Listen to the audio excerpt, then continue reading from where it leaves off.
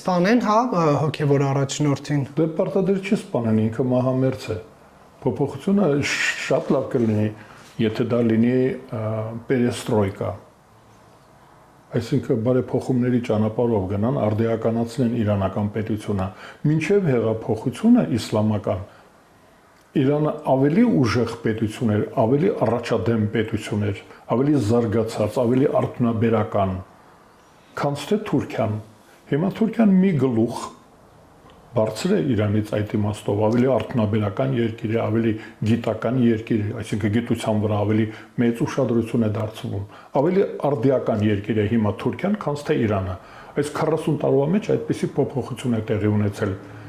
Իրանը հետ է մնացել։ Նա տեսեք հիմա ես կարծում եմ, որ մեզ համար Կապիտուլյացիայի կհասցնեն Իրանին։ կապիտուլյացիա չեն պահանջում ոչ ոք։ Կապիտուլյացիայի խնդիր չկա։ Նույնիսկ հիմա Ամերիկայի Միացյալ Նահանգները գլխավոր ոստիկանը նույնիսկ իշխանափոխություն չի պահանջում։ Հանկարծում ուզում եք այդպես էլ մնացեք։